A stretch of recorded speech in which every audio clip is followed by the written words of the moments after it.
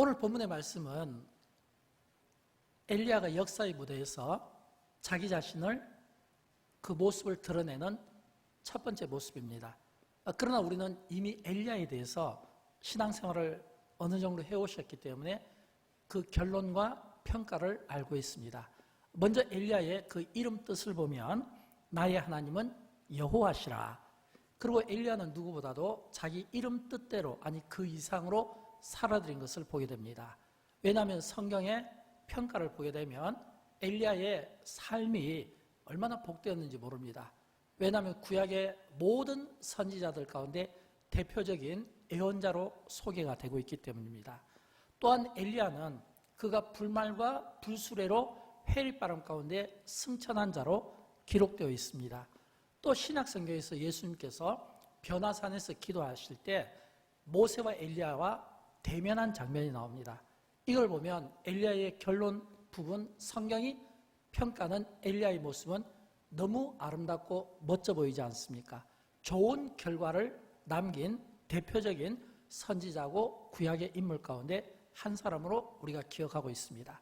그러나 우리가 조금 전 읽었던 열왕기상 17장 1절 말씀은 엘리야가 역사의 무대에 처음 자기를 드러내는 모습인데, 이 처음 드러내는 이 모습만 놓고 보면 우리는 두 가지를 생각하게 만듭니다. 첫째는 그가 역사의 무대에 자기 자신을 드러낼 때 매우 평범한, 아니 좀 더 보잘것없는, 아니 무명의 사람, 어쩌면 전혀 모든 사람들이 예상하지 못한 가운데 그가 등장했다고 볼 수 있습니다. 왜냐하면 길르앗에 우거하는 자 중에 디셉 사람 엘리야 이렇게 되어 있을 때 여기에 보면 지명이 두 번 나옵니다. 한 번은 길르앗이고 한 번은 디셉이거든요. 길르앗은 요단 동편에서 멀리 떨어진 작은 마을입니다. 디셉은 거기에서도 한참 더 들어가는 작은 마을입니다. 이것은 이 길르앗 디셉은 이 성경의 지명 가운데 거의 나오지 않는다는 거예요. 엘리야와 관련되지 않으면 나오지 않을 정도로 아주 작은 도시, 보잘것없는 도시.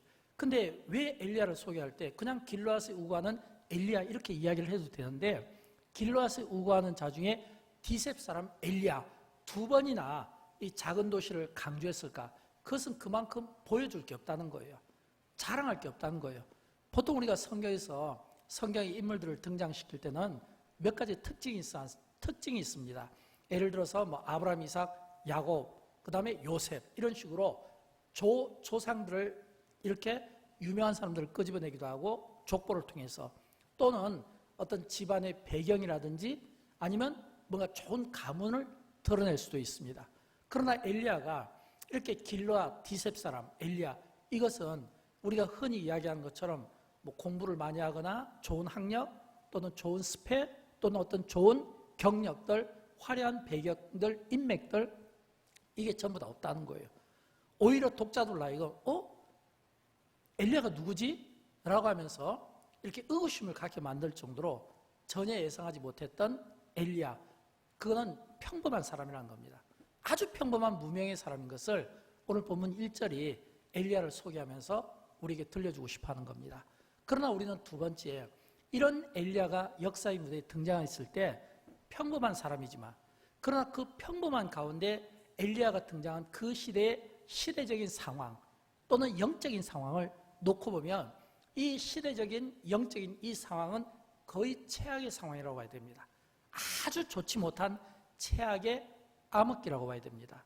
왜냐하면 이스라엘과 유다 통틀어서 역대 왕들 가운데 가장 악한 왕으로 불려지는 아합이 왕으로 있던 그 재임 시기에 엘리야가 등장을 했거든요.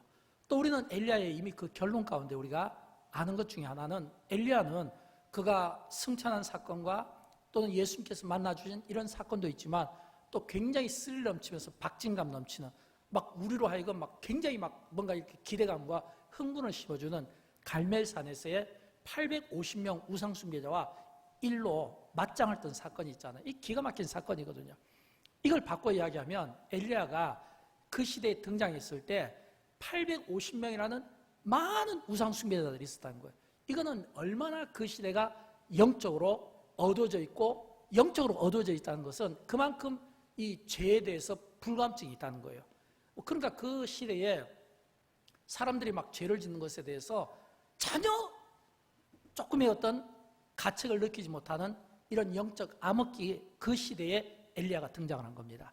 또 뿐만 아니라 우리는 열왕기상 17장 1절을 읽었는데, 이 열왕기상 17장 전장을 읽다 보면 이 엘리야가 살았던 그 시대의 시대적인 배경이 나옵니다. 왜냐하면 하나님께서 엘리야를 역사의 무대에 평범한 무명의 한 사람을 딱 등장시키고 그를 훈련시키는데, 제일 먼저 그를 어디로 훈련시키냐면 그리시네가로 보내거든요. 그런데 그리시네가에 보내는데 거기에는 물이 거의 없어요. 왜냐하면 사막이라는 이 기후와 거의 물이 떨어져가는, 그래서 물이 거의 없는 그 상황에서 막 바닥을 치는데, 근데 또 하나님께서 엘리야를 먹이실 때는 까마귀를 통해서 먹였거든요. 사실 이 까마귀가 그 입을 통해서 모이를 가지고 엘리야를 먹였다면 엘리야가 뭐 배불리 포만감 있게 먹을 수 없는 상황이잖아요. 또 뿐만 아니라 하나님께서 이 그리시네가의 물을 완전히 마르게 한 다음에 엘리야를 어디로 보내시냐면 이번엔 이방 땅, 시돈 땅으로 보내는 거예요. 이방 땅, 시돈 땅, 우상의 도시, 거기에서 누구를 만나게 하냐면 사르밧 과부와 아들을 만나게 합니다. 근데 엘리야가 그 먼 길을 갔는데 그를 만난 이 시돈 땅에 사는 사르밧 이 과부와 그 아들은 한 줌의 그 가루와 그리고 한 방울의 기름을 가지고 이제 마지막으로 이걸 먹고 죽으려고 했던 거예요. 자살을 하려고 했던 겁니다. 이 한 줌의 가루와 한 방울의 기름, 이건 뭘 뜻할까요? 그 시대가 극심한 가난 속에서 허덕이고 있었다는 것을 보여주고 있습니다. 그러면 그 시대적인 상황이 어떤지 우리가 상상할 수 있잖아요. 먹을 것이 없어서 그 한 줌의 가루를 먹고 자살을 하려고 했던 그런 그 아픔의 시대적인 배경과 그리고 죄에 대해서 불감증을 가지고 있던 그런 영적인 어둠에, 도덕적으로 어두운 그 시대에 엘리야를 딱 등장한 거예요. 그리고 엘리야가 등장해서 제일 먼저 한 게 뭐냐면 악한 왕 아합을 바로 찾아간 겁니다. 바로 찾아갔다는 것은 이 엘리야가 아합을 찾아갔는데 무슨 서론이 없이 그냥 본론으로 그냥 디셉 사람 엘리야 하면서 바로 악한 왕 아합 앞에 딱 서가지고 위대한 선언을 하는 거예요. 이 위대한 선언이 사실은 얼마나 우리를 흥분되게 하고 설레게 하는지 모릅니다. 이 열왕기상 17장 1절 후렴 부분에 있는 이 말씀은 지금 엘리야가 악한 왕 아합 앞에서 선언하고 선포하는 거거든요. 어떤 흥분을 우리에게 갖게 한지 우리 그런 의미로 다시 한번 읽어보도록 할까요? 내가 섬기는 이스라엘의 하나님 여호와께서 살아계심을 두고 맹세하노니 내 말이 없으면 수년 동안 비도 이슬도 있지 아니하리라. 아멘. 여러분, 지금 엘리야가 악한 왕 아합 앞에서요, 내가 섬기는 이스라엘 하나님 여호와께서 살아계심을 두고 맹세하노니 내 말이 없으면, 여호와께서 살아계심을 두고 맹세하노니 내 말이 없으면 수년 동안 비도 이슬도 있지 않냐리라.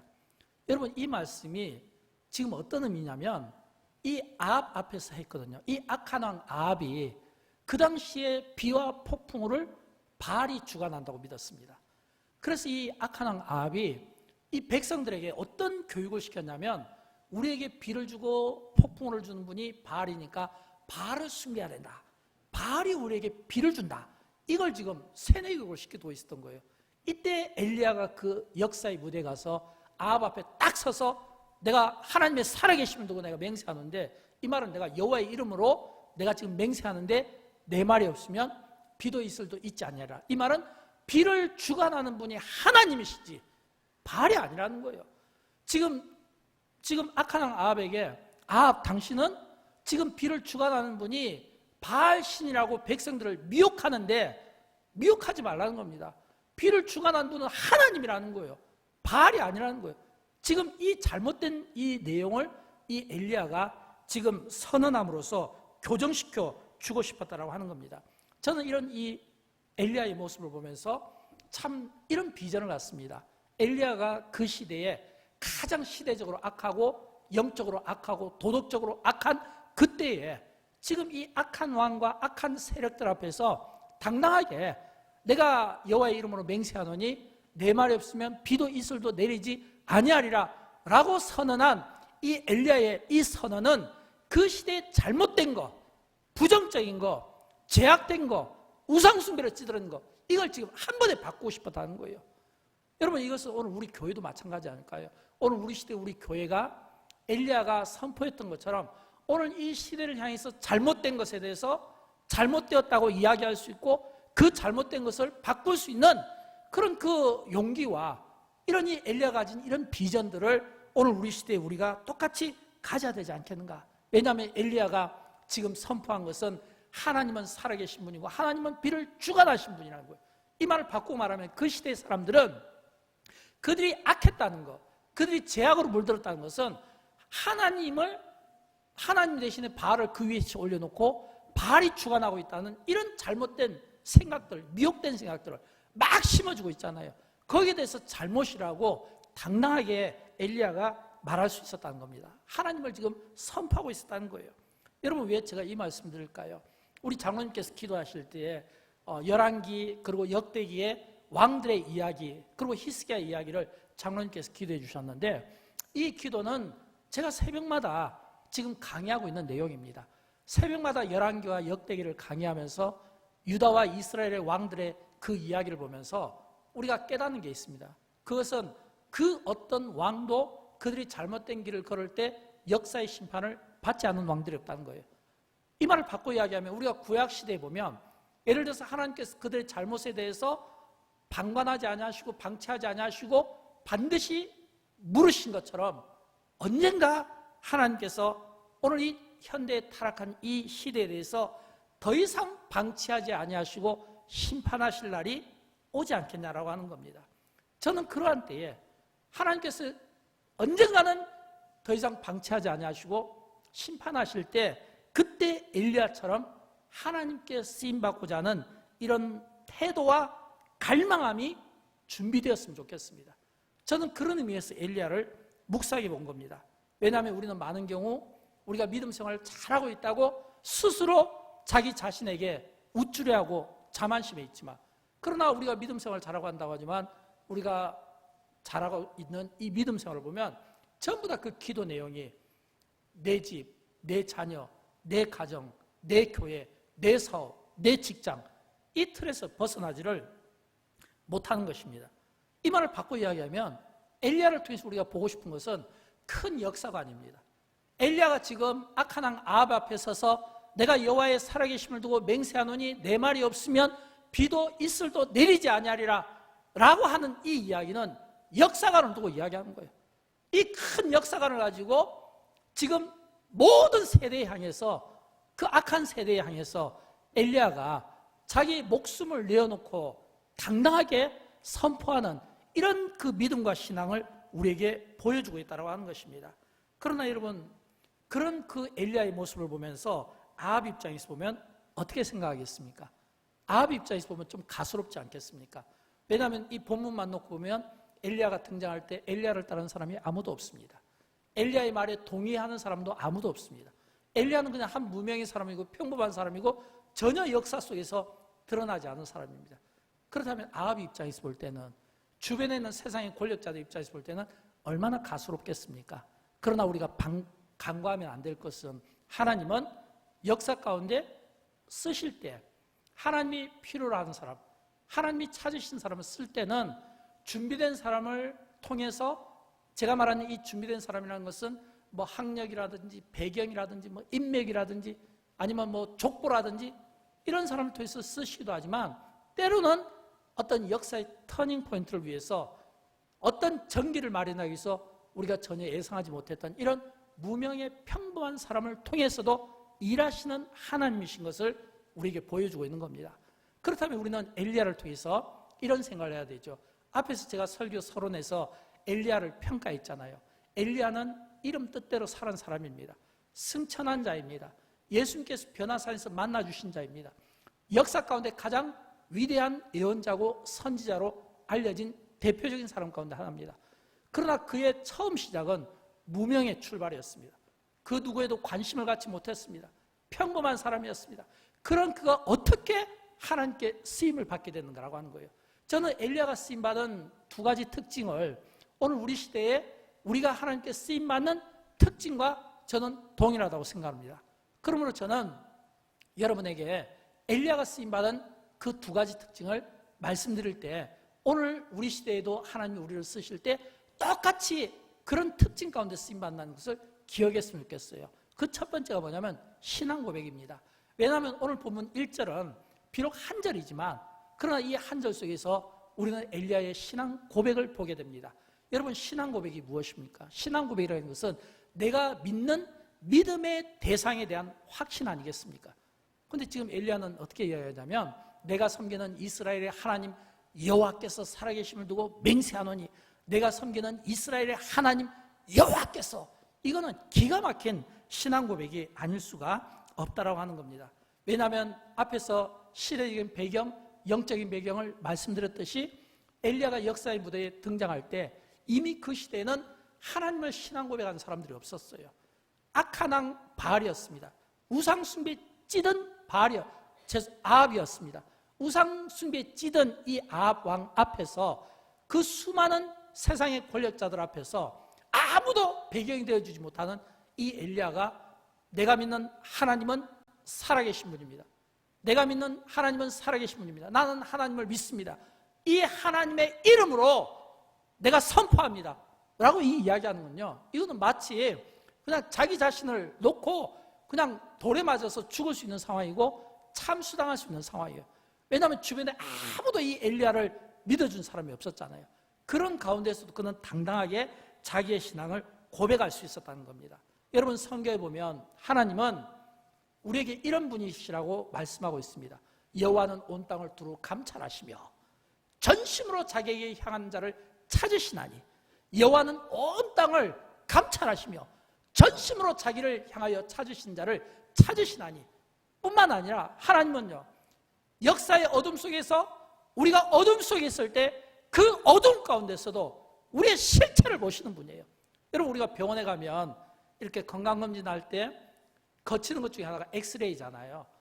엑스레이를 딱 찍으면 자기의 몸에 있는 모든 장기들이 적나라하게 나오는 것처럼, 아무리 어두운 그런 시대를 살아간다 할지라도 그 어두운 시대 가운데 엑스레이를 투시하는 것보다 그 이상으로 하나님은 우리를 살피시고 우리의 폐부를 살피고 생각과 그 중심을 감찰하시는 하나님, 그 하나님이 우리를 찾으시고 우리를 보실 때, 여러분, 하나님이 우리를 감찰하신다면 누구를 좋아하겠습니까? 신앙 고백이 확실한 사람을 좋아하지 않겠습니까? 나는 그리스도인입니다. 나는 하나님을 믿는 사람입니다. 내가 믿는 하나님은 살아계신 분입니다. 내가 믿는 하나님 살아계신 여호와의 이름으로 내가 맹세하노니, 이렇게 말하는 엘리야를 하나님께서 좋아하시지 않겠냐는 거예요. 반대로 하나님께서 싫어하는 사람은 신앙 고백 없이 어정쩡한 사람 아니겠습니까? 하나님과 바알 우상 앞에서 어느 한쪽을 가지 못해서 갈팡질팡하는 이런 사람들 아니겠어요? 그래서 엘리야가 이 열왕기상 18장 21절에서 그는 이렇게 이야기합니다. 이 이야기는 이 갈멜산에서 우상 숭배자와 싸우기에 앞서서 이 엘리야가 선포한 거거든요. 어떤 마음으로 선포했냐면, 너희가 어느 때까지 둘 사이에서 머뭇하려느냐. 이거는요, 엘리야가 굉장히 가슴 아픈 그런 심정으로 이 이스라엘 백성들에서 너희가 언제까지 하나님과 우상 앞에서 머뭇할 거야? 이 말을 바꿔 이야기하면 정신 차려, 이런 이야기 아니겠어요? 이 말을 바꿔 이야기하면 너희가 언제까지 머뭇할 거야? 이제는 하나님께 돌아와야지. 이제는 하나님 앞에 너희의 신앙을 고백할 수 있어야지 라고 하는 이런 당당함이 오늘 본문 속에 배어있는 것을 우리가 볼 수 있어야 되는 겁니다. 사랑하는 여러분, 우리 그리스도인들은 삶의 기준이 하나님이 되어야 됩니다. 우리 그리스도인들은요, 삶의 목표가 하나님이 되어야 됩니다. 이것을 반드시 우리가 기억해야 우리가 복을 받게 되는 겁니다. 그래서 우리 그리스도인들은 우리의 전생애를 우리가 하나님께 드릴 수 있는, 하나님을 신앙하고 하나님을 고백하고 내가 살아야 되는 이유, 내가 살아야 되는 목표가 하나님이 된다는 거예요. 이게 되지 않으니까 우리는 때로는 머뭇거릴 수도 있고 때로는 갈팡할 수도 있고, 이게 되지 않으니까 하나님 우리에게 복을 주시면 좋아하고, 또 하나님께서 우리에게 조금 어렵게 또 이렇게 좀 만들면 우리가 쉽게 원망하고 불평하고 하나님을 떠나는, 이게 뭐냐면 머뭇하는 신앙이거든요. 그러나 신앙이 확실한 사람은 내가 아무리 굳은 일을 만나거나 또는 내가 어려운 일을 만나도 원망과 불평하기보다는 거기에 하나님의 뜻이 있음을 믿고 섭리 가운데 순종하고 복종하는, 이게 하나님을 믿는 신앙하는 자의 태도거든요. 저는 그런 의미에서 저와 여러분 우리 모두가 우리가 어떤 상황과 관계없이 하나님을 신앙하는, 나는 하나님을 믿습니다. 하나님은 살아계신 분입니다. 지금도 하나님은 나의 입을 통해서 선포하게 하시고 책임져 주시는 하나님이십니다. 이 고백이 있게 되기를 주님의 이름으로 축원드립니다. 두 번째는요, 자신감입니다. 여러분, 오늘 본문에 보면 이 엘리야가 얼마나 자신감이 넘치는지 몰라요. 얼마나 자신감이 넘치는지 몰라요. 왜냐하면 엘리야가 내가 섬기는 이스라엘 하나님 여호와께서 살아계심을 두고 맹세하노니 내 말이 없으면 수년 동안 비도 이슬도 내리지 아니하리라. 이 이야기는 농경 문화와 가축 키우는 그런 그 문화 속에서 비가 오지 않는다는 것은 이건 끔찍한 일입니다. 여러분, 우리가 현대에서 문명의 혜택을 누리고 있지만 이런 문명의 혜택 속에서 만약 우리가 마실 물이 없다면 어떻게 될까요? 최근에 저희 교회 이 주차장에서 이 여수시에서 자주 상수도 이게 나와요. 아마 누군가가 민원이 자꾸 들어온 것 같아요. 일주일에 한 번, 두 번은 자꾸 상수도 점검을 하니까 그때마다 수도를 끄게 되잖아요. 그 잠시 수도를 끈 그 잠시가 얼마나 불편한지 몰라요. 그 잠시 수도를 끄는 그 가운데 손을 씻을 수도 없고 화장실을 갈 수도 없고 이 불편함을 이루 말할 수 없습니다. 만약 우리가 하루만 아마 이 지역 전체가 아마 이게 상수도가 고장이 나서 물이 나오지 않으면 어떤 일이 벌어질까요? 하루만 물이 나오지 않는다면 화장실도 가지 못할 것이고 샤워도 하지 못할 것이고 마음대로 씻지도 못할 것이고 얼마나 불편하겠습니까? 그런데 3년 6개월 동안 비가 오지 않는 거예요. 비가 오지 않겠다는 거예요. 이거는 생각하기도 진짜 끔찍한 그런 상황인 겁니다. 그런 그 끔찍한 그런 상황이 오면 어떻게 하겠냐라고 하는 겁니다. 근데 엘리야가요, 겁없이 이야기한 거예요. 내가 하나님의 살아계심을 두고 맹세하는데 내 말이 없으면 절대 비도 이슬도 오지 않을 거다. 굉장히 지금 이 경고성 메시지를 전하는 겁니다. 그러면 악한 왕 아합이나 우상 숭배자들 입장에서는 이 이야기는요, 마치 햄으로 머리 하나를 탁 이렇게 얻어맞는 그런 느낌 아니겠습니까? 그러나 엘리야에게 있어서 이거는 영적인 모험이겠죠. 왜 영적인 모험일까요? 만약 이것이 잘못되면 자기는 그냥 죽음을 당할 수도 있고 이게 하나님의 이름을 훼손하게 되잖아요. 그럼에도 불구하고 엘리야가 당당하게 할 수 있었던 것은 저는 그것이 그의 자신감이라고 생각합니다. 인간의 논리로는 절대 해석이 불가능한 자신감. 근데 여러분, 하나님은 그렇게 온전히 준비된 그런 신앙이 분명하고 신앙 고백이 분명하고 그런 자신감이 넘치는 그 한 사람을 찾고 계신다라고 하는 겁니다. 그를 통해서 세상의 악과 맞서 싸우게 하시기도 하고 거룩한 세력은요, 한 사람으로부터 시작되는 겁니다. 한 사람이 준비되면 그 한 사람을 통해서 하나님의 뜻을 이루어 나간다라고 하는 겁니다. 여러분 가운데 그런 분이 없기를 바라지만 혹시라도 에이 목사님 말씀은 그렇게 하시지만 나는 할 수 없어요. 나는 못해요. 만약 여러분 가운데 나는 할 수 없어요. 나는 못해요 라고 만약 그런 생각을 갖는다면, 그런 고백을 한다면 여러분 꼭 기억하십시오. 하나님은 성경 그 어디에도 우리가 할 수 없다고, 우리가 못한다고 그렇게 성경은 우리에게 말씀한 적이 없다라고 하는 겁니다. 하나님은 절대로 우리에게 패배적인 생각이나 부정적인 생각이나 실패를 앞두고 우리에게 말씀하시는 분이 아니다라고 하는 겁니다. 그래서 우리에겐 자신감이 필요한 거예요. 성공하게 돼가 지글러시가 정상에서 만납시다 라는 책을 써서 이렇게 참 베스트셀러로 많은 사람들이 읽혀지게 됐는데, 이 지글러시가 정상에서 만납시다 이 책에서 이 빅터 세르비아코프라는 한 사람의 애화를 듭니다. 근데 이 빅터 세르비아코프가 여기에서는 전응하러 나오는 거예요. 책에서는. 근데 책에서는 전응하러 나오는데 그가 전응하라고 그가 믿었기 때문에, 그가 믿은 것은 그 누구도 이 빅터 세르비아코프에게 그의 어떤 숨겨진 능력이나 재능을 말해주지 않은 겁니다. 그래서 그는 16살까지 15살까지 전응하라고 믿으면서 살았던 거예요. 아무도 그에게 다른 말을 해주지 않았기 때문에. 근데 15살 때 학교에서 선생님이 이 빅터에게 더 충격적인 말을 합니다. 그것은 빅터에게, 빅터야 너는 전응하니까 너가 세상에 나가서 할 수 있는 일이 별로 없을 거야. 차라리 공부를 포기하고 그냥 장사라도 시작해서 그냥 살면 어떻겠니? 그런 충고를 해줬다고 합니다. 그래서 빅터는 그 선생님의 말을 듣고 17년 동안 그는 아무것도 안 했답니다. 할 수가 없었답니다. 그냥 아무것도 안 하고 자기는 전능하라고 믿고 부모도 그렇게 자기에게 말해주고 주변 사람들에게도 자기에게 말해주고 그래서 아무것도 할 수 없었다가 우연한 기회에 이 빅터 세르비아코프에게 삶의 터닝 포인트가 일어났는데 그 우연한 기회라는 것은 그가 우연한 기회에 IQ 테스트를 받은 거예요. 근데 IQ 테스트를 받았는데 161이 나온 거예요. 161이 나오면서 그는 놀란 겁니다. 그러면서 나에게 이렇게 높은 지능이 있었나? 그래서 161 IQ가 나온 이후부터 그의 삶이 완전히 달라진 거예요. 그가 IQ가 높다고 믿기 이전에 전응할 때는 아무것도 할 수가 없었어요. 근데 그가 IQ가 높다는 것을 알려진 이후에는 책을 읽기 시작하고 글을 쓰기 시작하고 뭔가 연구를 하기 시작하고 뭔가 발명을 하기 시작하고 그러면서 많은 이 발명 특허품을 만들게 되면서 정상에 오른 거예요. 그래서 지글러 씨가 이 빅터 세르비아코프 이 신뢰를 들면서 우리에게 들려주고 싶은 메시지가 있어요. 그건 뭐냐면 우리가 161이라는 이 IQ를 확인하기 전에는 아무것도 할 수 없는 것처럼 스스로가 자기 자신에게 나는 아무것도 할 수 없어. 나는 아무것도 할 수 없어. 내가 할 줄 아는 게 없어.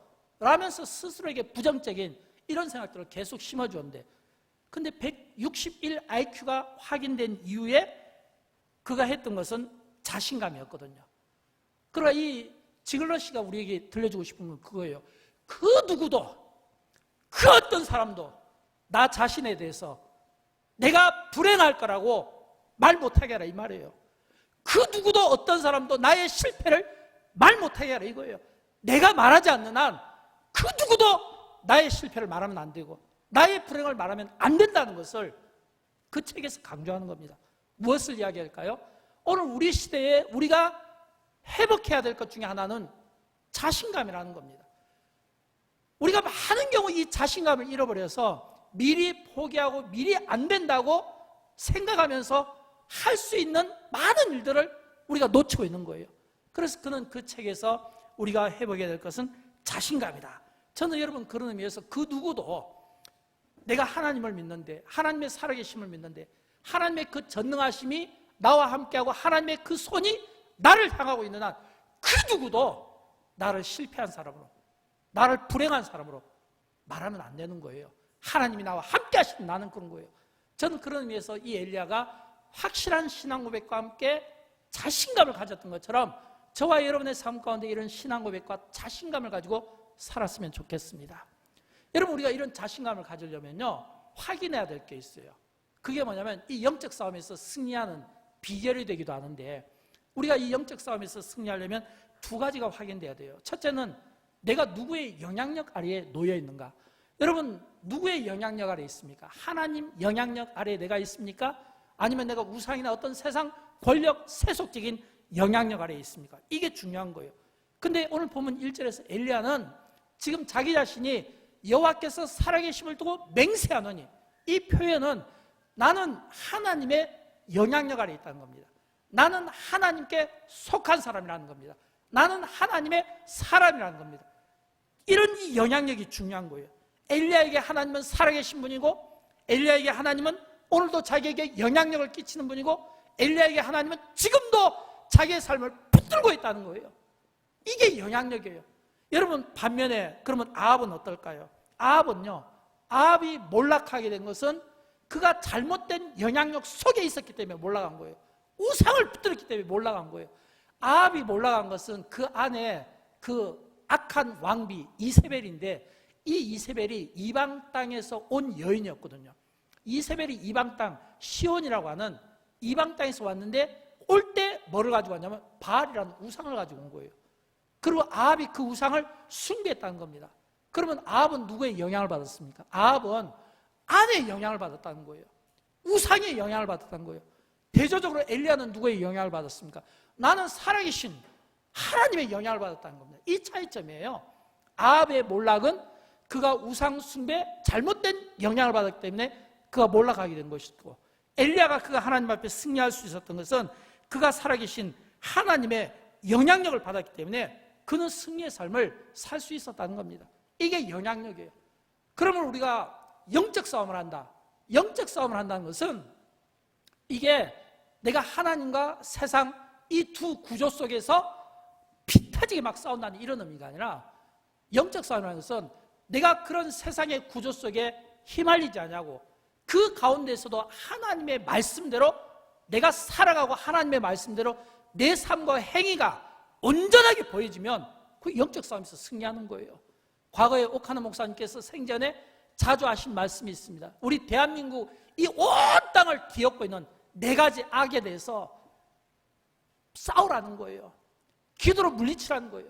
그래서 옥 목사님께서 생전에 이 한국사를 뒤덮는 네 가지 악을 이야기할 때 그 네 가지 악은 이겁니다. 하나는 부패, 타락의 악, 하나는 음란의 악, 그리고 하나는 분열의 악, 하나는 거짓의 악.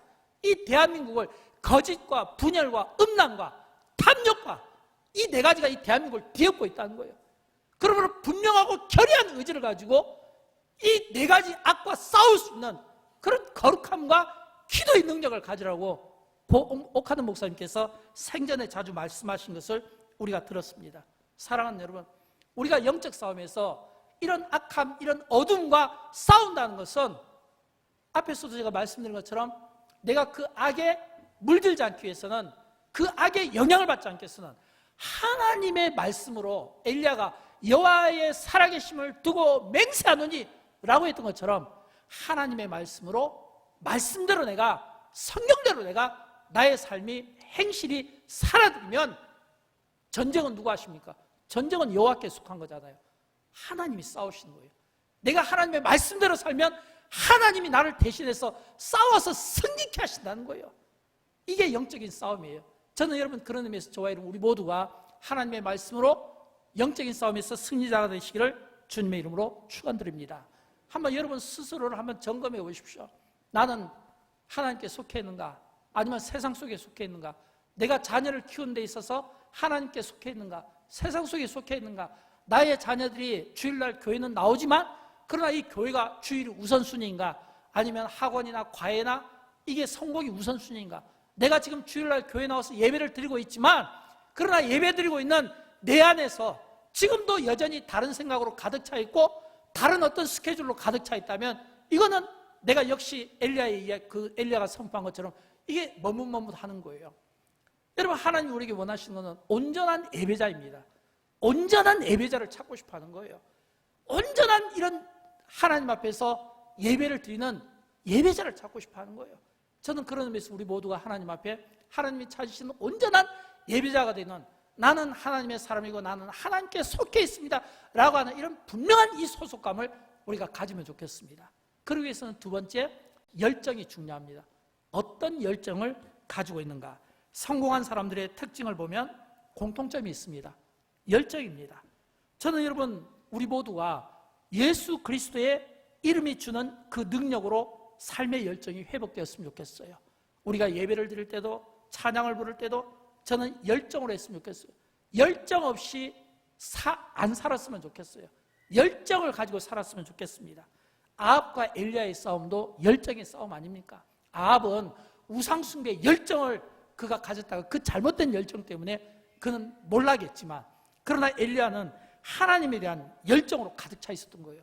그래서 열왕기상 19장 10절을 보면 그는 하나님에 대한 자기의 열정을 이렇게 표현하고 있습니다. 그가 대답하되 내가 만군의 하나님 여호와께 열심히 유별하오니, 내가 하나님께 열심히 유별하오니, 이 말은 내가 하나님에 대한 굉장한 열심과 열정이 넘친다는 거예요. 엘리야에게 이런 하나님에 대한 열심과 열정이 있었기 때문에 그가 불말과 불수레로 그가 승천한 겁니다. 그런 열정이 있었기 때문에 그는 구약시대를 대표하는 예언자로서 그가 쓰임을 받을 수 있었던 겁니다. 이런 열정이 있었기 때문에 예수님께서 변화산에서 모세와 함께 만나준 것으로 믿습니다. 사랑하는 여러분, 저는 저와 여러분 우리의 삶 가운데 이런 열정이 있었으면 좋겠어요. 우리가 무슨 일을 하든지 열정을 가지고 있으면 좋겠어요. 예배 드릴 때도, 기도할 때도, 찬양할 때도, 우리가 교제할 때도, 또는 우리가 교회를 위해서 헌신할 때도 이런 열정이 있었으면 좋겠습니다. 엘리야가 무명의 사람이었어요. 아무것도 자기 자신을 보여줄 것도 없고 드러낼 것도 없는 사람이었습니다. 어떤 을 보면 엘리야는 진짜 내세울 것이, 자랑할 것이 하나도 없는 사람이었어요. 그를 따르는 사람도 없고 그를 지지하는 사람도 없었습니다.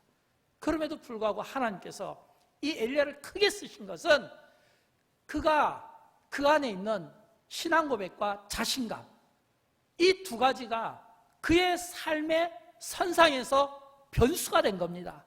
어떤 변수요? 내 신앙 고백과 가진 이 자신감이 하나님이 쓰실 만한 충분한 조건을 갖춰줬다는 거예요. 뿐만 아니라 그는 분명한 정체성과 함께 분명한 선이 있었어요. 나는 하나님께 속한 사람이다. 나는 열정을 가져도 하나님께 대해, 여호와께 대해서 열심히 택심이든 열심히 있다 이거예요. 그런 그 자기 고백이 분명히 있기 때문에 하나님이 엘리야를 쓰실 수밖에 없었던 것처럼, 저는 마지막 때에 우리가 언제인지는 알 수 없지만, 그러나 하나님께서 이 시대를 보면서 언제까지 방관하시겠습니까? 이 시대의 타락과 죄를 보면서 언제까지 참으시겠습니까? 이 시대를 보면서 언제까지 이 고난받는 그 백성들을 그대로 내버려 두시겠습니까? 쓰시지 않겠습니까? 뭔가 이 역사의 터닝 포인트를 위해서 누군가를 쓰시지 않겠습니까?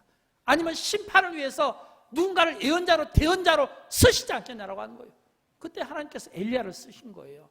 그런 것처럼 저는, 저와 여러분, 우리가 하나님이 쓰실 때 하나님이 찾으시는 그 한 사람, 예배자든 기도자든 아니면 하나님 앞에 어떤 열심을 가진 자든 아니면 이 큰 그림을 놓고 역사의 그 큰 그림을 이해하고 그 역사를 깨트려 볼 수 있는 이런 영적인 영혼을 가진 사람이다.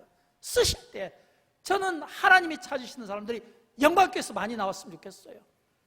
하나님이 찾으시는 사람들이 성도들 가운데 많이 나왔으면 좋겠어요. 그래서 마지막 때에 하나님이 찾으시는 그 한 사람을 우리가 쓰실 때 우리가 당당하게 우리가 하나님 앞에 쓰임을 받을 수 있어야 된다는 겁니다. 그러기 위해서 반드시 우리가 회복돼야 되는 게 있어요. 그건 뭐냐면 자존심입니다. 오늘 이 세상을 보면 얼마나 많이 기독교 안티 세력들이 열심을 품는지 알 수 없습니다.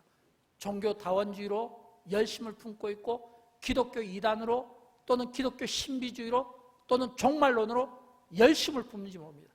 우리가 그들 그 열심을 보지 않습니까? 얼마나 열심이고 열정적이고, 나가서 전도지를 돌리고 나가서 전도하는 사람들을 보면 거의 대부분이 잘못된 사상이나 신비한 사상이나 이단들 아닙니까? 굉장히 열심히 써요. 그래서 우리는 자존심을 상해야 돼요. 자존심이 우리가 있다면 가슴 아프게 생각해야 돼요. 교회가 이런 자존심을 회복하고, 교회가 회복하기 위해서는 어떻게 해야 될까요? 그런 잘못된 것에 대해서 그것이 잘못이고 진리가 예수 그리스도 안에 있다는 거, 진리신 예수 그리스도를 높이고 하나님의 말씀 안에서 진리가 있고 여기에 참길이 있고 생명이 있다는 것을 증명할 수 있어야 되고, 우리가 증인의 삶을 살 수 있어야 되는 거예요. 이게 뭐냐면 자존심 회복입니다. 저는 그런 의미에서 우리 교회가, 우리 성도들이 이런 자존심들을 교회가 회복했으면 좋겠어요. 그런 긍지를 가지고 오고 오는 모든 역사 속에서 엘리야처럼 저와 여러분이 능력 있게 쓰임받기를 주님의 이름으로 축원드립니다. 우리 함께 일어나셔서 함께 찬양할까요? 오늘 찬양은 지난 시간에 했던 나는 주님께 속한 자인데, 지난 시간에 제가 이 찬양을 할 때 전반부는 근심, 염려, 고난에 관한 거였습니다. 지난주 설교 주제였고요. 이 후반부 이 설교에서 제가 나는 주님께 속한 자가 되어, 나는 주님께 속한 자가 되어, 이 부분은 오늘 이 엘리야의 설교입니다. 여러분, 우리가 주님께 속해야 됩니다. 그리고 주님의 영광을 위해서 우리가 살아야 됩니다. 그럴 때 능력은 그 주님의 그 영광을 드러내는 우리를 통해서 나타나게 될 줄로 믿습니다. 우리 그런 마음으로, 고백하는 마음으로 함께 찬양하도록 할까요?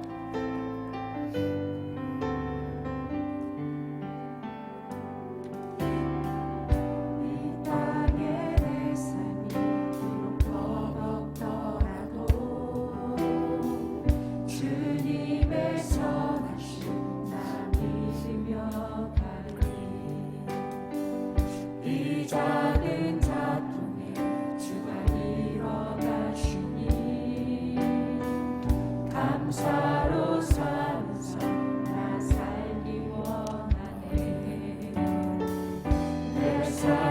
시간 속에 주의하시네. 내 모든 여정 속에 함께 하시네. 내 교도 되신 주의 영광을 하고 우리가 위대하신 주 나는 주님께 속한 자 되어 주의 나라 위에 전심으로 살리라.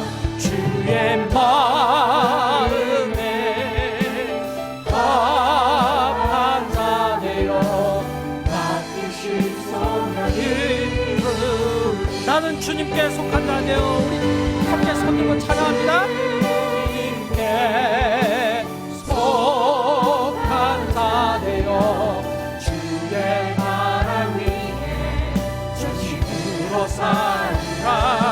주의 마음에 합한 자 되어 맡기신 소명이 나는 주님께 속한 자 되어 나는 주님께 속한 자 되어 주의 나라 위에 전심으로 살리라. 주의